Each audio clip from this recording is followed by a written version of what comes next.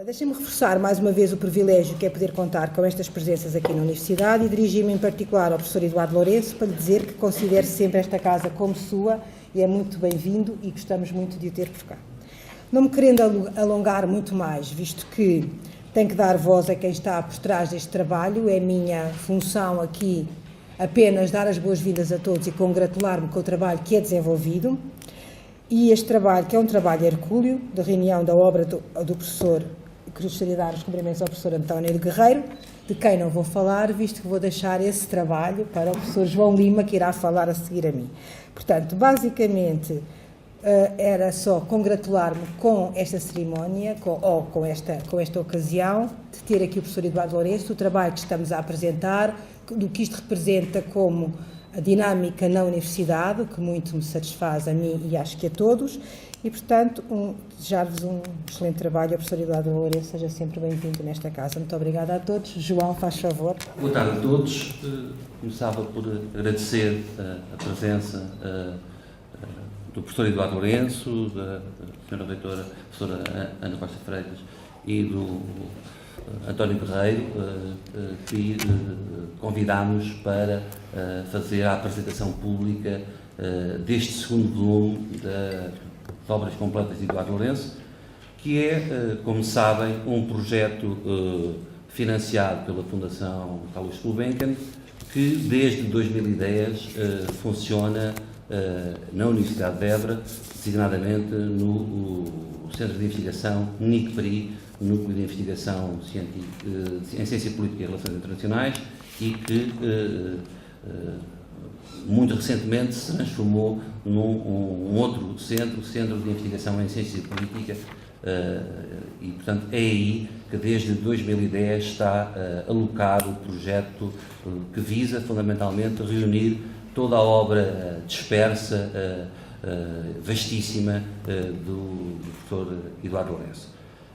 Para esta obra teve uma sessão de lançamento em novembro na Casa da Escrita em Coimbra. Também já houve uma apresentação pública deste volume em Lisboa, na Fundação Carlos Gulbenkian, e é sempre com enorme prazer que organizamos uma sessão deste tipo, que nos permite fundamentalmente reunirmos em torno da figura e da obra do professor Eduardo Lourenço, que muito nos honra e imenso prazer nos fornece por estar nesta sessão. O convite feito a António Guerreiro para apresentar este segundo volume é um convite óbvio por várias razões. Desde meados dos anos 80 do século passado, que António Guerreiro é um dos mais importantes jornalistas e críticos literários do nosso país, tendo praticamente escrito, produzido críticas e reflexões quase semanalmente desde essa altura, primeiramente no Expresso e mais recentemente no Jornal Público, no suplemento Y, onde tem uma coluna semanal. Portanto, António Guerreiro é um crítico e um jornalista que dispensa apresentações. Toda a gente que está aqui presente o conhece. No entanto, a mim parece-me relevante sublinhar um outro aspecto menos imediatamente público da sua atividade e que, do meu ponto de vista, é igualmente importante. Apesar para além da vasta produção jornalística de António Guerreiro, no Expresso e no Público, António Guerreiro é também um importante ensaísta, cuja obra, infelizmente, não está coligida em volume. Há apenas um livro o ensaísta António Guerreiro, é este, O Acento Agudo do Presente, publicado em 2001 pela Cotovia, e que, curiosamente, ganhou logo, nesse ano, o grande prémio de ensaio do Pen Club, e, lamentavelmente, por razões que seria interessante até perceber, a obra de António Guerreiro não tem sido reconhecida como tal. Uma outra dimensão que me parece, até porque muitos dos seus textos estão em revistas de circulação muito pouco ampla e, no fundo, penso que é justo dar esta nota pública, que é uma pena de que a obra de um ensaísta tão importante esteja tão pouco, digamos, publicitada, digamos assim. Há uma outra dimensão, um trabalho ainda mais invisível, mas que, do meu ponto de vista, é tão ou igualmente, ou até mais importante do que aquilo que eu acabei de referir. António Guerreiro é um infatigável tradutor de inúmeros nomes da cultura e do pensamento contemporâneo. Traduziu Humberto Eco, o historiador Rodel, traduziu filósofos como Mário de Berniola, enfim, há Bernard-Henri Lévy, há um conjunto de textos que estão disponíveis em língua portuguesa, muito por este trabalho silencioso e, do meu ponto de vista, essencial do trabalho de António Guerreiro. Uma última razão, se era preciso acrescentar mais uma, é o facto de António Guerreiro ser um dos leitores mais ativos e atentos da obra de Eduardo Lourenço. Para além de 2 importantes entrevistas que realizou com o ensaísta Eduardo Lourenço, é um recenseador muito atento e muito, digamos, permanente de quase todos os livros que Eduardo Lourenço tem vindo publicando ao longo da sua vasta carreira. E por isso parece-me absolutamente lógico e óbvia a escolha de António Guerreiro para fazer a apresentação nesta sessão e, desde já, agradeço imenso a sua disponibilidade tão pronta e simpática.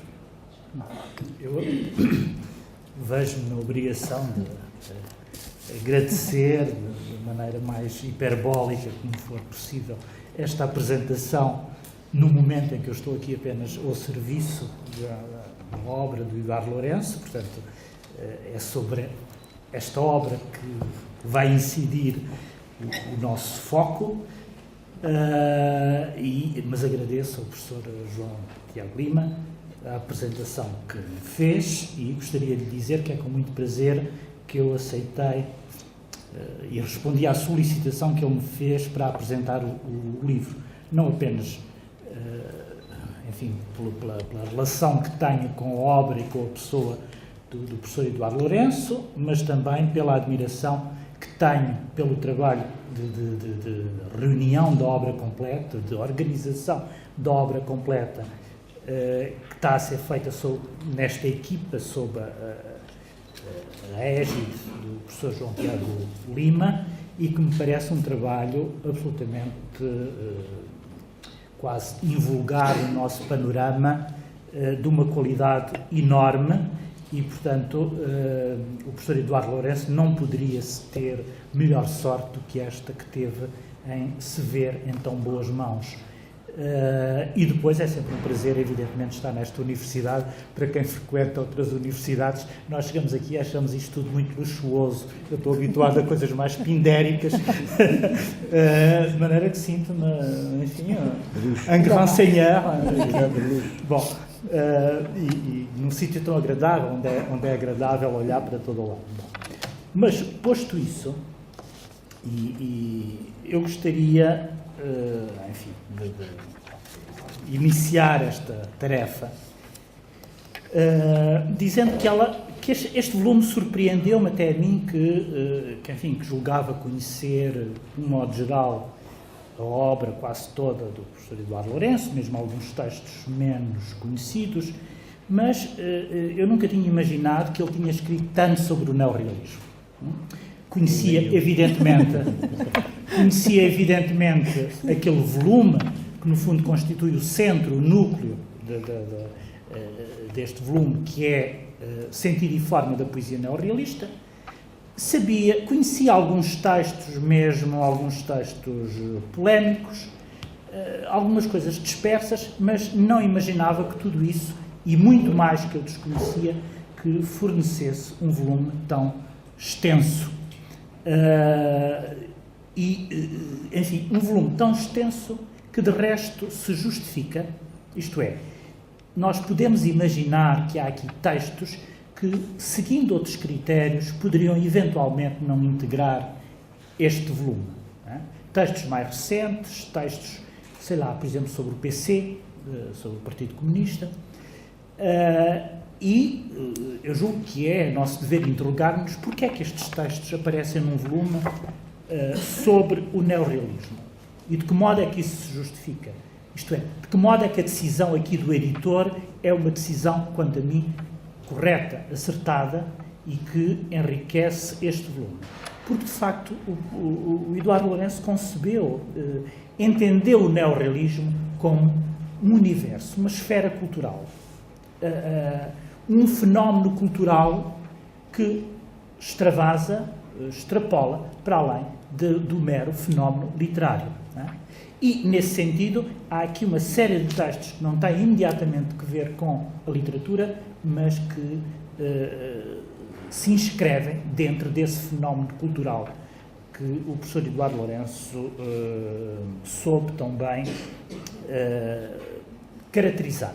Né? Ou melhor, soube dar-lhe uma realidade, soube, no fundo, dar-lhe a dimensão quase de um conceito. Né? E, nesse sentido, estes textos que nós poderíamos interrogar se é legítimo e pertinente que eles aqui apareçam, parece-me que a própria concepção do neorrealismo do professor Eduardo Lourenço obrigaria, ou pelo menos torna absolutamente legítimo, que esses textos tenham sido aqui integrados. Bom, mas este volume é duplamente importante por duas razões. Primeiro, pelo objeto de que trata, o neorrealismo, que é um fenómeno literário não tão estudado como isso, e há aqui uma queixa recorrente em alguns textos, sobretudo que era feita em 1959, 1960, quando Eduardo Lourenço escreveu Sentido e Forma da Poesia Neorrealista, queixava-se ele que não havia uma história escrita do neorrealismo. Eu julgo que, de 59 para cá, de facto, essa história, pelo menos de uma maneira sistemática, ainda não foi escrita. Quer dizer, há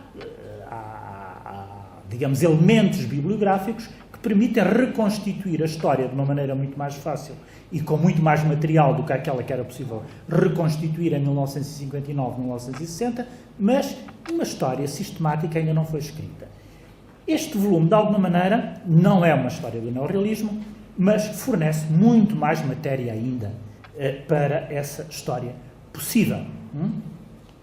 E, portanto, este volume é importantíssimo para nós compreendermos o que foi o neorrealismo. Mas é também importante, de outro ponto de vista, se nós nos interessarmos pela obra do ensaísta Eduardo Lourenço, este volume parece-me a mim que é um volume fulcral. Fulcral porquê? Porque, enfim, utilizando uma linguagem um pouco da psicanálise, eu diria que esta é a cena originária do Eduardo Lourenço. A cena originária. Porquê? Porque a aventura literária do Eduardo Lourenço começou precisamente no círculo, onde se desenvolve e onde se teoriza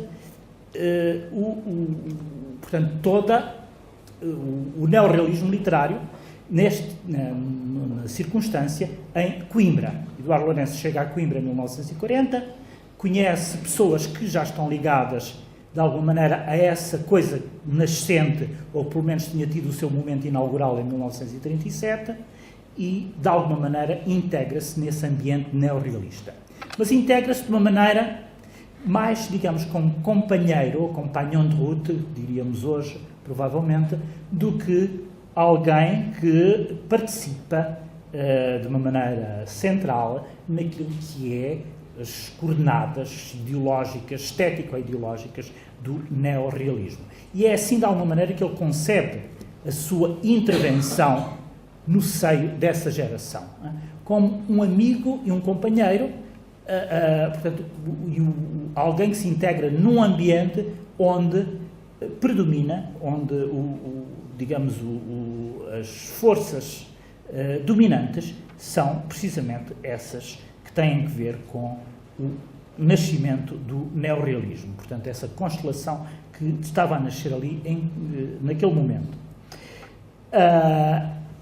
E esta posição, de certa maneira, de interior e exterior, ou seja, de alguém que está dentro, mas ao mesmo tempo mantém-se numa posição relativamente exterior, e aqui evidentemente há um facto biográfico fundamental, que é a sua amizade e o companheirismo, quer dizer, o facto de, quando chegar a Coimbra, ter conhecido o Carlos de Oliveira. Carlos de Oliveira é aqui um elemento fundamental, e portanto há aqui um elemento biográfico importante para nós percebermos isto, mas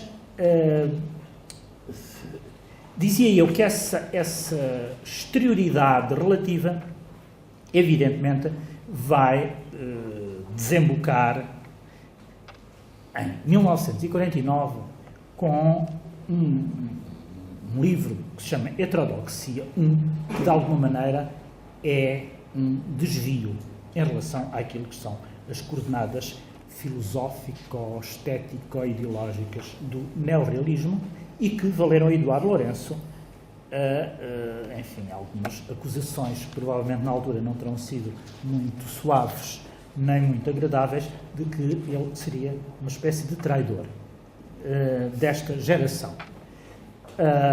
Enfim, eu não sei exatamente o que é que isto significou na altura e se teve a dureza que a palavra traidor implica e sugere, mas, de certa maneira, em algumas conversas e em algumas entrevistas, o Eduardo Lourenço tem dito muitas vezes que, quando escreveu 59-60, o sentido e forma da poesia neorrealista, de alguma maneira era para se redimir um pouco dessa traição que ele tinha cometido e, sobretudo, enfim, para se reaproximar de alguém que lhe tinha sido muito próximo, que era o Carlos de Oliveira, pelo qual tinha uma grande admiração e respeito. Eu diria que, quer dizer, se em relação ao desvio da heterodoxia 1 se poderia falar de traição, sentido e forma da poesia neorrealista é uma dupla traição. Não sei se os atraiçoados se sentiram dessa maneira, enquanto atraiçoados, na altura, se perceberam que estavam a ser atraiçoados. Mas, de facto, eu acho que estavam. E ainda bem que estavam. E estavam a ser atraiçoados de que maneira?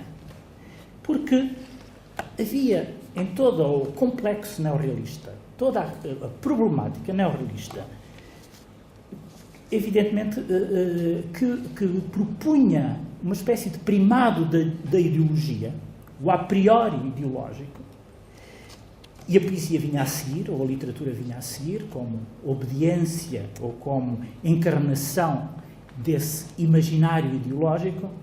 O Eduardo Lourenço inverte as coisas e diz, não, primeiro está a poesia e depois é que vem a ideologia. E, provavelmente, a poesia que estes autores escreveram não responde exatamente à ideologia que eles pretendem exprimir na sua poesia. Isto é, provavelmente, e é isso que ele faz, julgo, na análise quase imanente destes três autores, é, no fundo, mostrar como aquela poesia está cheia de contradições em relação ao princípio ideológico de onde ela nasce. E a poesia acaba a ser, e isso mostra muito bem Eduardo Lourenço, acaba por ser muito mais complexa, estes poetas acabam a ser muito mais complexos do que aquilo que eles próprios imaginaram de si próprios. Ou, pelo menos, uma complexidade de outro tipo, que não é a complexidade que eles queriam exprimir quando propunham o primado da ideologia. Evidentemente, há aqui toda uma série de questões fundamentais, desde logo essa categoria do real, como aliás o Eduardo Lourenço mostra, é uma categoria demasiado problemática para poder, enfim, funcionar de maneira linear, enfim, a questão sociológica também é muito mais complicada do que aquilo que muitos neorrealistas julgaram que ela era. A dimensão, eventualmente, em certos momentos, propagandística da literatura neorrealista acaba por ser atraiçoada também por apelos líricos, da fantasia, da relação mesmo com a tradição literária, que no fundo acabam por não responder exatamente a esse apelo primeiro político-ideológico, e essa tensão acaba por trabalhar os textos de uma maneira que faz deles textos literariamente e esteticamente muito mais complexos do que aquilo que os seus próprios autores imaginavam que eles eram. E é aqui que me parece que reside essa traição. É que, de alguma maneira, Eduardo Lourenço vem dizer aos neorrealistas que eles são neorrealistas malgré eux, apesar deles próprios. Apesar deles próprios. Não são de uma maneira linear, são transpondo ou não é formalizando, mas plasmando uma série de contradições. Contradições que são insanáveis. E se nós repararmos nos títulos, sobretudo dos textos, dos 3 textos fundamentais que compunham o sentido e forma da poesia neorrealista, que eram dedicados aos 3 poetas, João José Cochofel, Joaquim Namorado e Carlos de Oliveira. O primeiro texto chama-se João José Cochofel ou a Poesia da Imanência, Joaquim Namorado ou a Epopeia Impossível, Carlos de Oliveira e o Trágico Neorrealista. Nós reparamos que há aqui toda uma formulação de paradoxos ou de contradições nestes títulos que joga os autores contra si próprios, de alguma maneira. A poesia da imanência não rima nem condiz propriamente com aquilo que era o ideário neorrealista, muito menos a Epopeia Impossível do Joaquim Namorado pode estar de acordo com os princípios estéticos da ortodoxia neorrealista, se nós reconduzirmos à sua pureza, e muito menos o trágico é compatível com aquilo que era, digamos, o impulso otimista a que a poesia, ou melhor, a literatura neorrealista estava, eu ia dizer estava obrigada, não, estava, funcionava como seu princípio primeiro. Este trágico é a contradição maior no interior de uma poesia que se possa reclamar de neorrealista. E, neste caso, enfim, neste jogo das contradições e nesta maneira que o Eduardo Lourenço tem de julgar ou de ler a poesia neorrealista contra os seus próprios princípios, o Carlos de Oliveira parece-me ser o exemplo mais eminente e mais fulcral, precisamente porque o Eduardo Lourenço vai identificar na sua poesia, na poesia do Carlos de Oliveira, um pessimismo, uma obscuridade, uma dimensão quase tenebrosa, por vezes, um magma trágico que é exatamente o contrário daquela exaltação otimista e virada para um futuro, enfim, para uma ideia de futuro que aqui a poesia neorrealista, na sua dimensão ideológica, continha nos seus princípios fundamentais.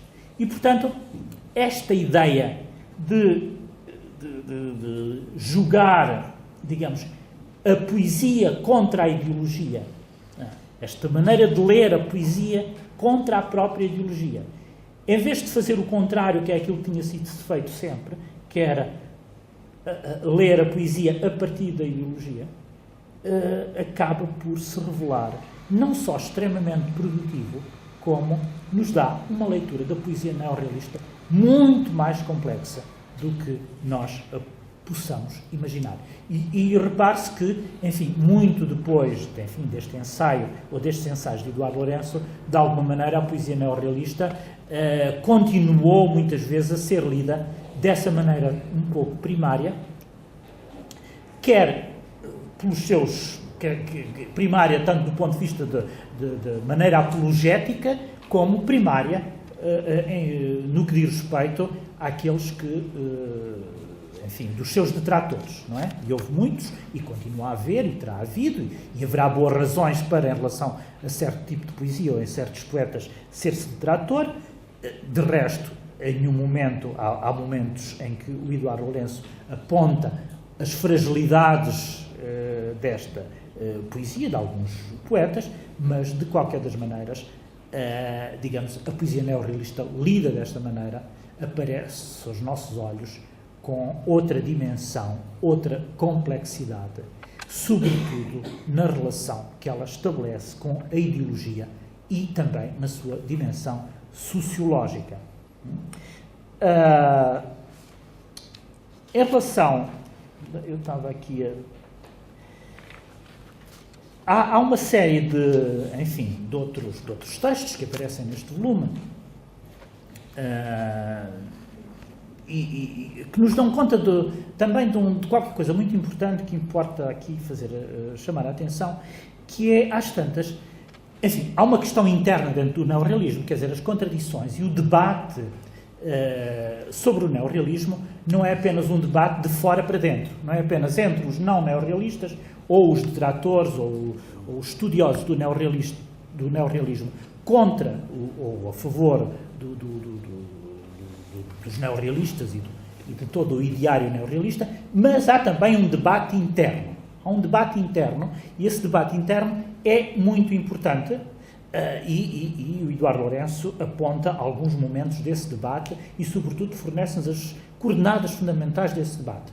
Sei lá, evidentemente há aqui muito a ideia ou a diferença, ou a oposição entre uma poesia entendida segundo a teoria do reflexo, que era a maneira mais, digamos, ortodoxa de ver a literatura realista e que vinha, digamos, era uma posição que radicalizava de alguma maneira toda a concepção do romance realista e do realismo à Lukács, mas sem, evidentemente, a complexidade e as subtilezas do Lukács, por oposição a uma poesia como conhecimento teorizada no interior do próprio neorrealista.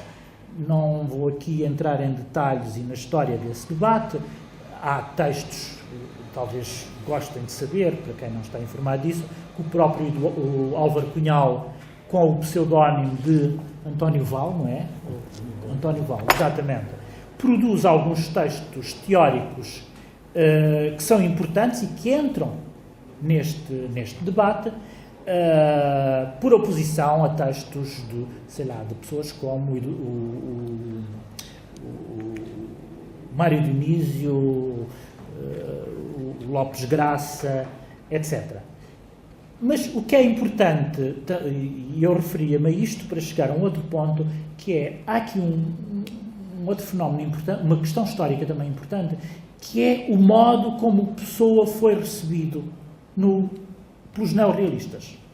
E aqui, evidentemente, o próprio percurso de Eduardo Lourenço, e é por isso que eu dizia que este volume é duplamente importante, porque, evidentemente, também aqui, se eu disse que o neorrealismo e tudo aquilo que era do qual este livro era a manifestação era uma espécie de cena originária do Eduardo Lourenço, há depois outro momento, digamos, de ultrapassagem dessa cena originária, que é a recepção do Pessoa. E a recepção do Pessoa não foi importante apenas para Eduardo Lourenço, foi importante, de uma maneira mais geral, para os próprios neorrealistas, muito embora aí, num sentido um pouco oposto, e aí de facto acentuam-se, digamos, as divergências e os afastamentos.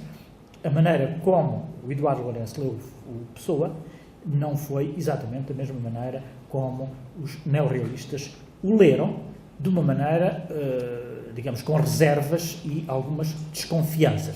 Pelo menos há exemplos disso, não sei se pode dizer isto, generalizar, mas de qualquer das maneiras, do modo, os mais notáveis teóricos do neorrealismo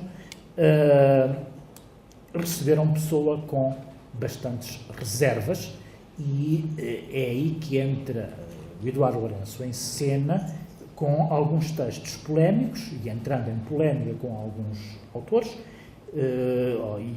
e alguns textos que foram produzidos na altura, sobretudo e esse material encontra-se aqui, neste volume, com o Mário Dionísio.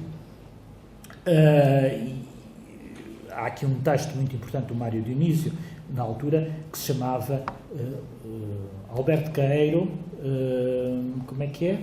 Poeta de classe. Alberto Queiro, não é Fernando Pessoa, é Alberto Queiro, não é? Poeta de classe. Fernando Pessoa? É mesmo Pessoa. Pessoa, poeta de classe. Bom, podemos confirmar depois. Até porque não há classe no Caeiro. Pois não. Mas eu digo isto, eu também estava convencido que era Fernando Pessoa, poeta de classe, mas foi o próprio texto do Mário Dionísio que vem aqui no apêndice, em que ele se refere ao seu texto. Onde é que está o texto? Ele refere-se ao seu texto com esse título, já agora, Alberto Queiro, poeta de classe. Mas é exatamente. E isso, de facto, criou-me a confusão. Um de nós está enganado. Um de vós está enganado, exatamente. Acho que é o Mário Dionísio. É o Mário Dionísio. Está enganado. O texto do Mário Dionísio, de facto, o António tem razão. O texto do Mário Dionísio é Alberto Queiro, poeta de classe. E depois o texto do Eduardo Lourenço é Explicação pelo Inferior ou a Crítica sem Classe a Fernando Pessoa. Portanto, fez uma ligeira batota. Sim, pois, é isso. Bom, mas seja como for, enfim, este pormenor é interessante de qualquer das maneiras. Seja como for, este título do Mário Dionísio é um título bastante eloquente acerca do modo como era feita, na altura, como foi feita a recepção do Pessoa enfim, por um elemento importante do neorrealismo, de uma fase já, enfim, posterior, numa fase já posterior. Mas há outro título também, que de alguma maneira se inscreve dentro da mesma tendência, que é o célebre ensaio do Mário Sacramento, que se chamava Fernando Pessoa, Poeta do Absurdo. Exatamente. Ou seja, há, de facto, aí uma desconfiança, uma certa reserva em relação ao Fernando Pessoa, que utiliza sempre um pouco os mesmos argumentos, não é? Ou seja, o Fernando Pessoa como um autor onde nós podemos encontrar os sintomas daquilo que era tido como, que os neorrealistas consideravam que era a decadência da burguesia ocidental. Uma literatura da burguesia decadente. Não são, curiosamente, de uma ou outra maneira, estes argumentos não são muito diferentes daqueles que eram os argumentos do Lukács nos anos 30 para erradicar escritores como o Kafka, por exemplo, ou o Joyce, ainda de uma maneira mais radical, também era um pouco com estes argumentos que ele achava que o Kafka não era propriamente era um autor também que era uma manifestação da decadência da cultura burguesa ocidental. E é curioso ver como, não sei se estes autores tinham lido o Lukács e os textos do Lukács e as polémicas do Lukács, por exemplo, com o Adorno, onde tudo isto se manifesta de uma maneira muito, teoricamente, de uma maneira muito elaborada, mas o que é um facto é que eles reproduzem, de alguma maneira, exatamente os mesmos argumentos. Bom, e com isto eu tenho a impressão que parecem ser estas as questões fundamentais que este volume levanta, para resumir as coisas muito brevemente, eu diria que aquilo que mais importante depreendemos dele é não apenas essa leitura de alguns dos poetas e de alguma poesia neorrealista, mas as contradições internas de que ela é portadora e que a tornam muito mais problemática do que ela se imagina a si própria. Isto é, de facto, bastante curioso. Apenas uma última questão. É evidente que há também aqui um elemento, um parti pris interessante de salientar, e que nos leva, eventualmente, a imaginar que, de facto, a constelação neorrealista ou a esfera cultural neorrealista, o fenómeno cultural neorrealista, como Eduardo Lourenço lhe chama, é muito mais complexo ainda se porventura o corpus não for o corpus poético, mas o corpus do romance. Ou seja, o parti pris do Eduardo Lourenço foi escolher um corpus meramente de poesia. Se passasse para o romance, e há um momento em que ele se refere a isso, as coisas já não seriam exatamente da mesma maneira. E já haveria outras questões que teriam que ser levantadas. Provavelmente aí toda essa dimensão de propaganda, o sociologismo, o ideário ideológico do neorrealismo manifesta-se de outra maneira. Talvez o romance seja mais apto a ser veículo dessa ideologia, é mais apto do que a poesia, e, portanto, há uma imagem estereotipada do neorrealismo que provavelmente advém muito mais da leitura do romance neorrealista do que da leitura da poesia neorrealista. E aqui, neste caso, quer dizer, toda esta inscrição que o Eduardo Lourenço faz da poesia neorrealista numa tradição lírica nacional, que evidentemente é uma tradição antiga, Camões, etc. Ou seja, apesar de tudo, há uma desconfiança do neorrealismo em relação aos desvarios da modernidade. Muito embora a poesia neorrealista, e o Eduardo Lourenço diz isso, não seja propriamente, completamente fechada à modernidade, mas não se pode propriamente considerar uma poesia de vanguarda.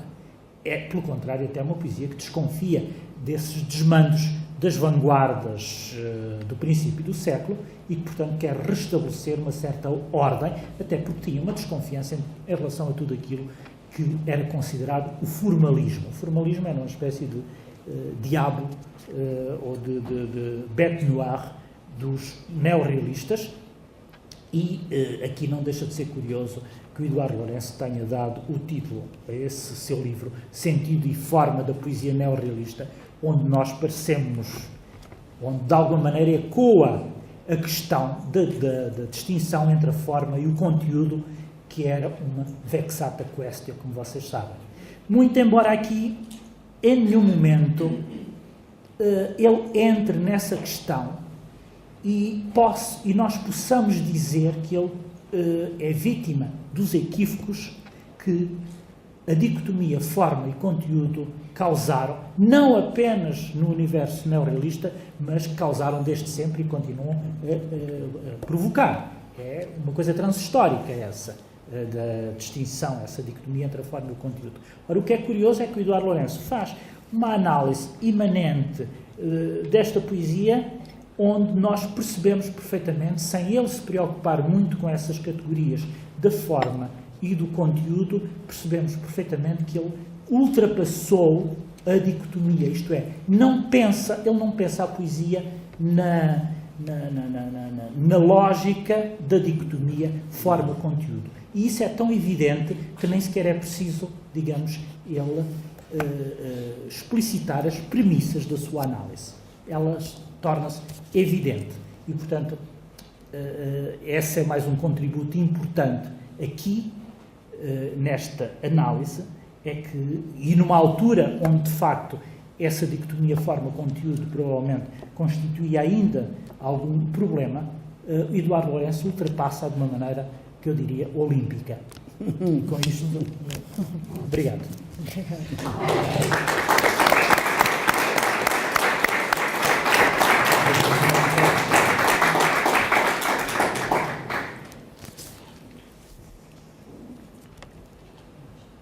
É pena que eu seja tão velho. Eu gostaria de ter recebido lições do meu amigo António Guerreiro, porque estou muito de acordo com a leitura que ele fez e que eu seria incapaz de fazer, primeiro porque eu sou um parte responsável desse texto, mas que não seria capaz, no momento de o repensar da mesma forma.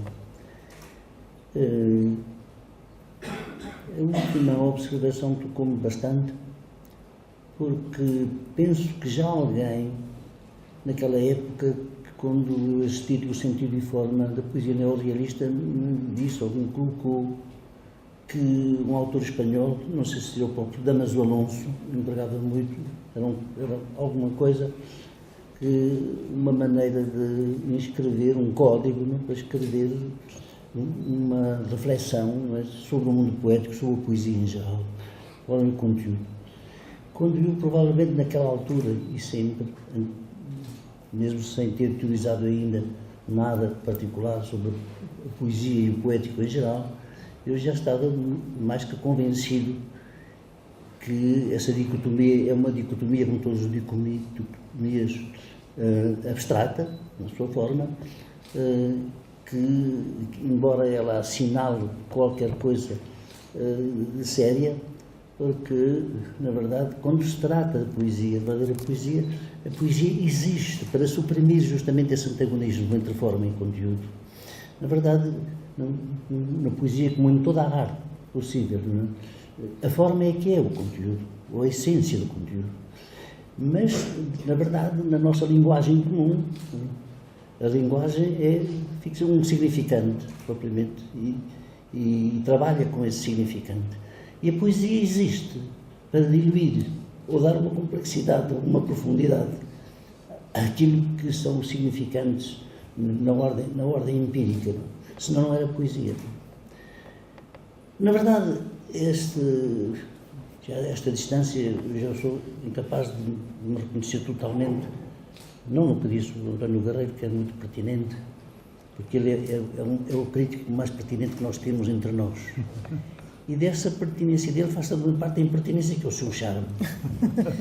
Isso não seria o autor que a gente lê realmente com interesse e com paixão. E sobretudo os criticados. Eu não me sinto criticado aqui, propriamente dito, mas se fosse, também.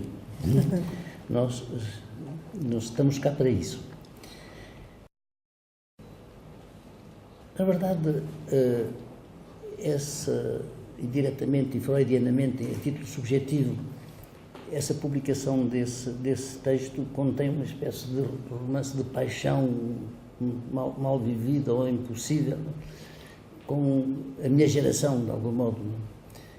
Eu não me desligo dela, eu pertenço a essa geração, porque isto não é escolha nossa. Nós somos a geração ao tempo em que a gente nasce, que nos escolhe, fundamentalmente naquilo que nós somos.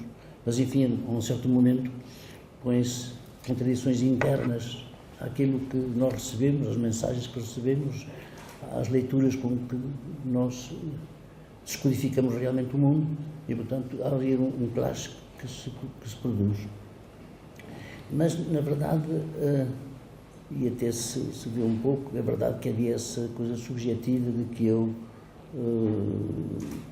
tinha uma amizade real e, sobretudo, uma grande admiração pelo Carlos de Oliveira, não apenas como poeta, mas de algum modo como um iniciador, para mim próprio, que cheguei a Coimbra mais ou menos analfabeto, sobretudo em matérias literárias, e ele, que era mais velho, 2 ou 3 anos do que eu, já tinha um conhecimento e uma leitura e uma experiência da prática literária que eu não possuía, e, portanto, foi através dele que eu recebi um certo número de...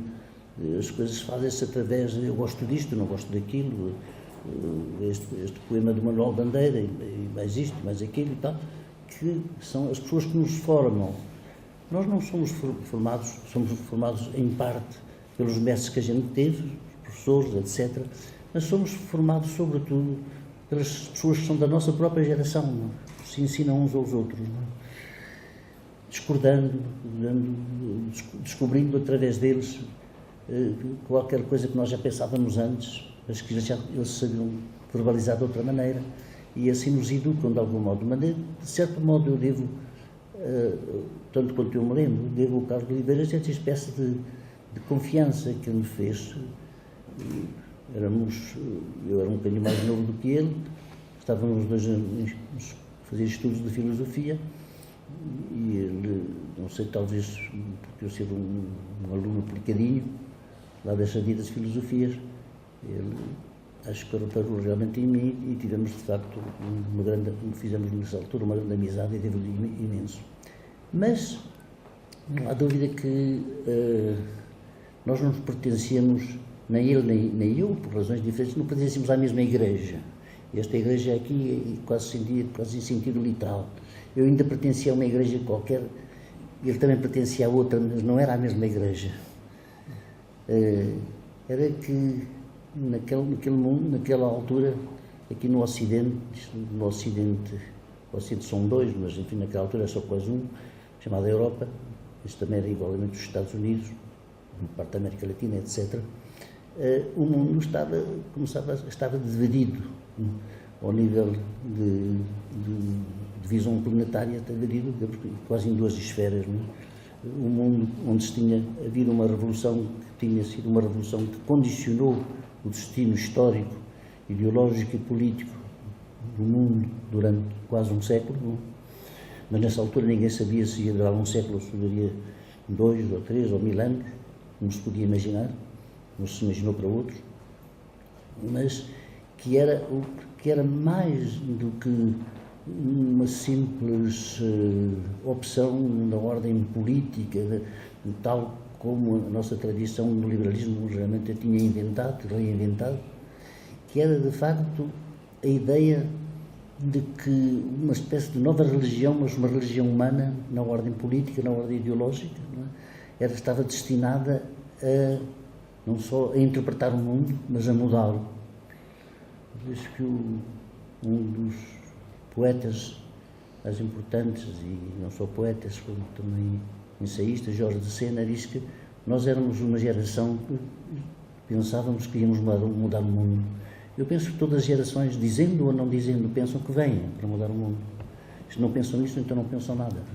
Não vale a pena terem vindo. Portanto, eu acompanhei com paixão essa crença que uma parte da minha geração já tinha nesse momento. Simplesmente essa crença. A única coisa que me distingue deles é que, num certo momento, não é? Eu sabia que o objeto dessa crença, dessa paixão, etc., era irreal, não correspondia àquilo que eles imaginavam. Porque tinha a percepção que o sol da história, a roda da história, tudo isso eram coisas que não se verificavam naquela terra ideal, a nova Jerusalém, que estava a ser inventada no outro mundo, que era a União Soviética. Curiosamente, o nosso neorrealismo, mesmo na ordem prática, no conhecimento que nós temos, há um estudo muito interessante de Carlos Reis sobre o neorrealismo. Nesse neorrealismo, o amigo Carlos Reis dá um passado ilustre, um conhecimento muito aprofundado dos grandes autores ou referências da nova constelação histórico-política do mundo, representada pela União Soviética. Se leram isto, que ninguém leu coisa nenhuma, não? Quase ninguém leu nada, não sabia nada.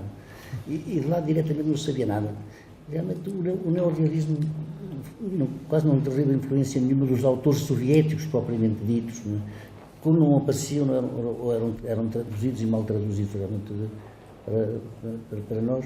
Não, o neorrealismo veio já de uma grande tradição europeia, por um lado, e do mundo ocidental em geral, em que, a partir da Revolução Francesa, não é? E sobretudo de 1448, quer dizer, do próprio ano do manifesto, uma parte da literatura era vista também como qualquer coisa que servia não só para cantar o mundo, mas também ter consciência daquilo que no mundo não era aceitável, no mundo histórico, no mundo dos homens não era aceitável, e que, sobretudo, uma nova consciência, não apenas de classes privilegiadas ou relativamente privilegiadas que fizeram a Revolução Francesa, mas de uma nova classe mundial, realmente, em que, de facto, os de abaixo, como dirá um grande autor mexicano mais tarde, os de abaixo e os de cima já eram sujeitos de história, já não se contentavam unicamente de ser escravos, escravizados ou subordinados, era alguém que tinha entrado efetivamente na história. As massas entram realmente no plano da história e era preciso dar-lhe uma resposta. Bom, e os nossos romancistas, sobretudo, menos os poetas que eram um pouco menos conhecidos, neorrealistas, foram muito influenciados pela literatura que nos vinha dos Estados Unidos. Calder, Faulkner ainda não, nessa geração ainda não. E um ou outro talvez conhecesse, mas ainda não conhecia. Steinbeck.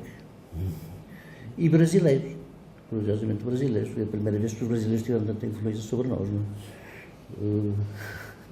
Antigamente era ao contrário. Portanto, Jorge Amado, Luís do Rego, não era especialmente marxizante, mas outros, Amando Fontes, etc., provavelmente ao qual se deve a recepção de um romance dele, foi provavelmente a ocasião para se inventar mesmo a ideia do neorrealismo, do meu amigo e poeta do cancioneiro Joaquim Namorado. Esses é que foram os livros que foram lidos. E depois havia a influência francesa tradicional, não é? Que igualmente também a elite francesa, não é? A partir da separação entre os socialistas e os comunistas em Tours, em 1921, também a França republicana, não é? Se dividiu em duas, não é? Em esclaves. E essa divisão foi uma divisão que marcou, não é? Toda a história cultural do Ocidente, praticamente até à queda do Muro de Berlim, ou pelo menos até a maio de 68. Quando eu cheguei à França, realmente não era aqui em Portugal, mas em França a ideologia dominante, culturalmente dominante, não enquanto ideologia pura, ideologia política propriamente dita, não? Em que a França são sempre mais ou menos duas posições, uma à direita e outra à esquerda, uma espécie de dialética, não é? Que faz com que a história da França é diferente das outras histórias. Entre nós essa diferença não existia porque realmente a esquerda não tinha expressão oficial obrigatória, era tudo direito, não havia propriamente grandes nuances. Agora, em França não, em França, na ordem cultural, durante todo o tempo que eu lá estive, não é? Os grandes autores são todos mais ou menos, não é? Alguém que partilhava já de uma maneira mais reticente ou menos reticente, partilhava um pouco os valores da nova revolução que tinha havido na União Soviética em 1917. Os grandes Aragon, Éluard, na poesia, etc. Toda essa poesia, depois, com tudo quanto se passou na França, e aqui na Península Ibérica igualmente, o facto de ter havido aqui uma revolução, que foi uma revolução de ordem interna, a Revolução Espanhola, não? Também as coisas eram, digamos, a inteligência, a partir desses anos passou uma inteligência de esquerda. Portanto, era natural que em Portugal acontecesse a mesma coisa. E foi, de facto, o que aconteceu. Portanto, a minha geração foi muito fascinada por essa divisão quase manicaísta entre duas concepções do mundo, duas práticas poéticas, duas práticas de toda a ordem, porque era assim que o mundo estava verdadeiramente dividido. Por que é que eu escolhi um não caminho? Não faço ideia, provavelmente não sabia que o caminho certo, o único caminho. Não me parecia que era só o único caminho, que havia uma diversidade, uma possibilidade de escolha difícil, não sei, não faço ideia. Mas Eu não sei se me revestiu ou eu próprio disse, eu tenho tendência para me culpabilizar imensamente, mesmo daquilo que não, os pecados que não cometi, quanto aos que cometi, são óbvios. A verdade é que se eu fui esse traidor à minha própria geração, não fui traidor, fui simplesmente um dissidente, né? Essa palavra ainda não existia, um dissidente sem que ninguém me emendasse o sermão, não? Mas por culpa própria, por conta própria, pouco importa. A verdade é que, de algum modo, se é verdade que fui dissidente, eu penso que na ordem do que está escrito em relação daquilo, a única coisa que me importa é verdadeiro ter contribuído para dar atenção, por um lado, e para tentar compreender o mais positivamente e o menos ideologicamente, segundo os próprios princípios de teorização do neorrealismo, a própria poesia dessa geração. Porque isso, por um lado, se sacarei essa atenção, por outro lado, se essa atenção foi uma atenção para dizer que afinal eles eram melhores do que aquilo melhores poeticamente, não é que é a coisa que importa.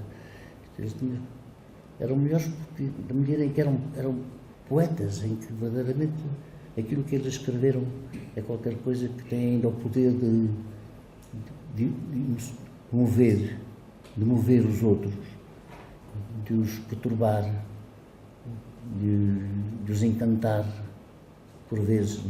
Portanto, eles não perderam a sua batalha.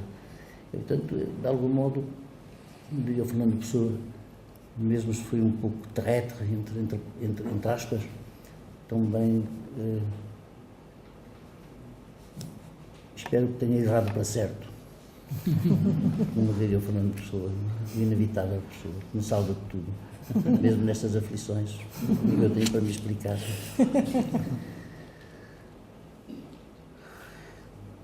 Mas, enfim, espero que seja um livro que tenha alguma leitura. Eu já sou incapaz de o ler, porque agora seria incapaz de o escrever.